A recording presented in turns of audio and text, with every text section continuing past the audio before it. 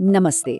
चलिए अगले कुछ मिनटों में उत्तर भारत में मक्के की खेती की पूरी गाइड को समझते हैं।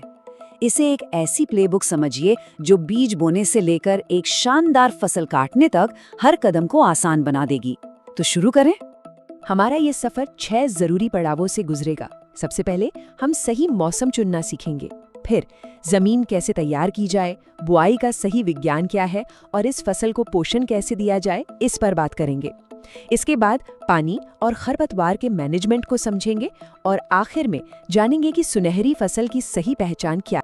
तो हमारा पहला पड़ाव है सही मौसम का चुनाव।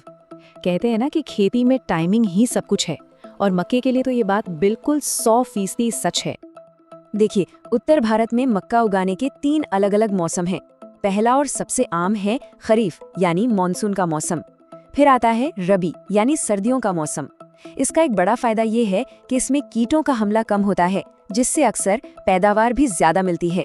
और तीसरा है वसंत या गर्मी का मौसम, जिसमें फसल तो बड़ी तेजी से बढ़ती है, लेकिन हाँ, उसे पानी भी लगातार चाहिए होता है।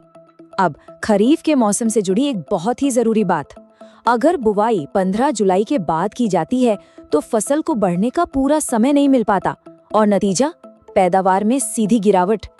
तो ये तारीख, इसे याद रखना बहुत जरूरी है। चलिए अब दूसरे पड़ाव पर चलते हैं, जमीन की तैयारी। मक्के को एक भारी पैर वाली फसल भी कहा जाता है, तो जाहिर है इसके लिए एक मजबूत और शानदार घर बनाना ही पड़ेगा। तो ये भारी पैर का मतलब क्या है? सीधा सा मतलब है कि मक्के की जड़ें जमीन में बहुत गहरी जाती हैं और इसे पोषक तत्व भी बहुत ज्यादा चाहिए होते हैं।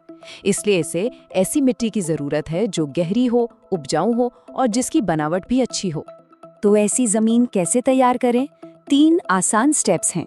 पहला, ऐसी मिट्टी चुनें जिसमें पानी न रुके, जैसे रेतीली दोमट या सिल्टी दोमट। दूसरा, खेत के 2 से 3 बार अच्छी जुताई करें ताकि मिट्टी एकदम भुरभुरी हो जाए। और तीसरा, हर हेक्टेयर में करीब 8 से 10 टन गोबर की खाद जरूर डालें, इससे मिट्टी में जान आ जाएगी। अब बारी है तीसरे पड़ाव की, बुआई का विज्ञान। इस स्टेज पर जो बारीकी और सटीकता दिखाई जाती है ना, उसका फल आगे चलकर बहुत मीठा मिलता है। यहाँ कुछ आंकड़ों पर ध्यान देना होगा। बीज की मात्रा करीब 20 से 22 किलो प्रति हेक्टेयर रखें। हाँ, और बीजों को कार्बनडाजिम से उपचारित करना बिल्कुल न भूलें, ये उन्हें बीमारियों से बचाता है। पौधों के बीच सही दूरी रखना भी जरूरी है और बीज को जमीन में लगभग 3 से 5 सेंटीमीटर नीचे बोना चाहिए। बुवाई के 2 तरीके हैं, लेकिन इनमें से एक है जो साफ साफ विनर है। एक है समतल बुवाई, जिसमें मॉनसून की भारी बारिश से जल भराव का खतरा रहता है, और दूसरा है मेड़ और नाली बनाकर बुवाई करना। ये तरीका न सिर्फ पानी के जमाव से बचाता है, बल्कि सिंचाई को भी बहुत आसान बना देता है। तो जाहिर है यही तरीका सबसे बेहतर है। हमारा चौथा पड़ाव है इस लालची फसल का पेट भरना।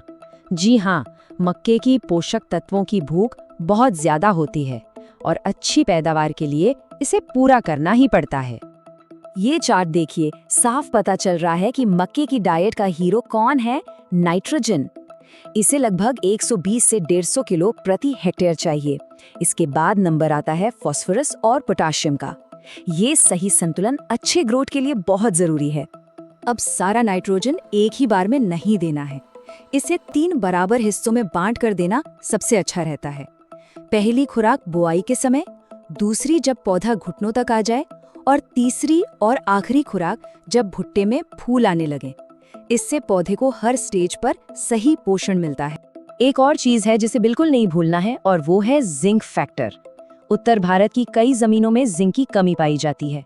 इससे व्हाइट बड नाम की बीमारी हो सकती है, तो इससे बचने के लिए 25 किलो प्रति हेक्टेयर जिंक सल्फेट जरूर डालें। अब बात करते हैं 5वें पड़ाव की, पानी की जंग जीतने की। और ये सिर्फ सिंचाई की बात नहीं है, यहाँ खरपतवार जैसे दुश्मनों पर भी जीत पानी है। अगर बारिश धोखा दे जाए तो ये 4 स्टेज ऐसे हैं जब पानी देना ही देना है। जब पौधा घुटने जितना ऊंचा हो, जब फूल आ रहे हों, जब भुट्टे में रेशम निकल रहा हो और जब दाना भर रहा हो। याद रखिए, अगर रेशम आने के टाइम पर सूखा पड़ गया तो भुट्टे तो आएंगे पर उनमें दाने नहीं होंगे। तो खरपतवार से कैसे निपटे? इसके लिए 2 रास्ते हैं। एक है रासायनिक तरीका, जिसमें बुआई के 2 दिन के अंदर एट्राजीन का छिड़काव कर सकते हैं, और दूसरा है हाथ से निराई गुड़ाई करना। आमतौर पर बुआई के 20-25 दिन बाद एक बार निराई गुड़ाई करना ही काफी होता है। और लीजिए, हम आ गए अपने आखिरी और शायद सबसे संतोषजनक पड़ाव पर, सुनहरी फसल के संकेत, यानी ये जानना कि अपनी मेहनत का फल काटने का बिल्कुल सही समय कौन सा है। तो सवाल वही है, आखिर ये पता कैसे चले कि मक्का कटाई के लिए पूरी तरह तैयार हो चुका है? इसका जवाब एक बहुत ही आसान से टेस्ट में छिपा है, जिसे कहते हैं ब्लैक लेयर टेस्ट।